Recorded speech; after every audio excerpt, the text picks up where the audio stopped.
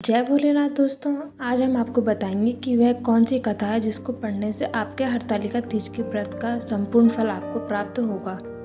यह हरतालिका तीज की कथा शिव जी ने माँ पार्वती जी को सुनाई थी और शिव भगवान ने इस कथा में माँ पार्वती को उनका पिछला जन्म याद दिलाया था।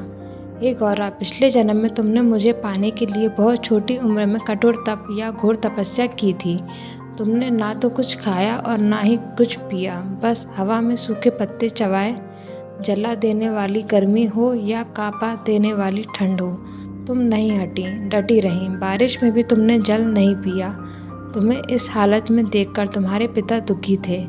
उनकी दुखी देखकर नारद मुनि आए और कहा कि मैं भगवान विष्णु के भेजने पर यहाँ आया हूँ।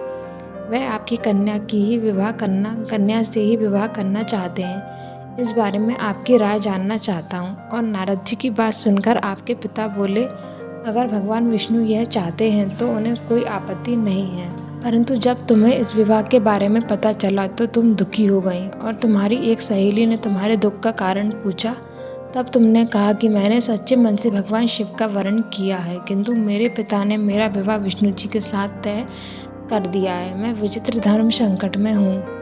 अब मेरे पास प्राण त्याग देने के अलावा और कोई उपाय नहीं बचा है। तुम्हारी सखी बहुत ही समझदार थी।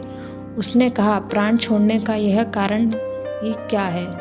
संकट के समय धैर्य से काम लेना चाहिए और भारतीय नारी के जीवन में सार्थकता इसी में है कि जिसे मन से पति रूप में एक बार वरण कर लिया और जीवन पर्यंत उसी से निर्वाह करें। मैं तुम्हें घनघोर वन में ले चलती हूँ, जो साधना स्थल भी है और जहाँ तुम्हारे पिता तुम्हें खोज भी नहीं पाएंगे। मुझे पूर्ण विश्वास है कि ईश्वर अवश्य तुम्हारी सहायता करेंगे। तुमने ऐसा ही किया और तुम्हारे पिता तुम्हें घर में ना पाकर बड़े चिंतित और दुखी हुए। इधर तुम्हारी खोज होती रही, उधर तुम अपनी सहेली के साथ नदी के तट पर एक गुफा में मेरी आराधना में लीन रहने लगी।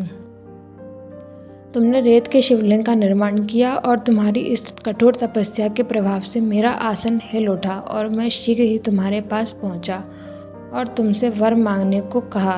तब अपनी तपस्या के फलीभूति मुझे अपने समक्ष पाकर तुमने कहा, मैं आपको सच्चे मन से पति के रूप में वरण कर चुकी हूँ। यदि आप सचमुच मेरी तपस्या से प्रसन्न हैं तो मुझे अपनी अर्धांगिनी के रूप में स्वीकार कर लीजिए। तब तथास्तु कहकर मैंने कैलाश पर्वत पर लौट गया। उसी समय गिरिराज अपने बंधु बांधवों के साथ तुम्हें खोजते हुए वहां पहुंचे और तुमने सारा वृतांत बतलाया और कहा कि मैं घर तभी जाऊंगी अगर आप महादेव से मेरा विवाह करेंगे। तुम्हारे पिता मान गए और उन्होंने हमारा विवाह करवाया। इस व्रत का महत्व यह है कि इस व्रत को पूर्ण निष्ठा से करने वाली प्रत्येक स्त्री को मनवांछित फल देता हूँ। इस पूरे प्रकरण में तुम्हारी सखी ने तुम्हारा हरण किया था, इसीलिए इस व्रत का नाम हरतालिका व्रत हो गया। इस व्रत से जुड़ी एक मान्यता यह भी है कि इस व्रत को करने वाली स्त्रियां पार्वती जी का समान ही सुखपूर्वक पति रमण करके शिवलोक को जाती हैं और सौभाग्यवती स्त्रियां अपने सुहाग को अखंड बनाए रखने और अविवाहित युवतियां मन मुताबिक वर पाने के लिए हरतालिका तीज का व्रत करती हैं। इस व्रत को करने वाली स्त्रियां सूर्योदय के पूर्व ही उठ जाती हैं और नहाकर पूरा श्रृंगार करती हैं। पूजन के लिए केले के पत्तों का मंडप बनाकर गौरी शंकर की प्रतिमा स्थापित की जाती है। इसके साथ ही पार्वती जी का सुहाग का सारा सामान चढ़ाया जाता है और रात में भजन कीर्तन करते हुए जागरण कर 3 बार आरती भी की जाती है और शिव पार्वती विवाह की कथा सुनी जाती है। इस व्रत में व्रती को शयन का निषेध है, इसलिए उसे रात्रि को भजन कीर्तन के साथ रात्रि जागरण करना पड़ता है। प्रातःकाल स्नान करने के पश्चात श्रद्धा एवं भक्ति पूर्वक किसी सुपात्र सुहागिन महिला को श्रृंगार सामग्री, वस्त्र, खाद्य सामग्री, फल, मिष्टान एवं शक्ति आभूषण का दान करना चाहिए। रेत के शिवलिंग बनाएं और उनका जलाशय में विसर्जन किया जाता है और खीरा खाकर व्रत को संपन्न किया जाता है।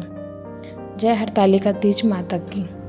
ऐसी ही महत्वपूर्ण कथा और व्रत की जानकारी जानने के लिए हमारे चैनल को सब्सक्राइब करना ना भूलें।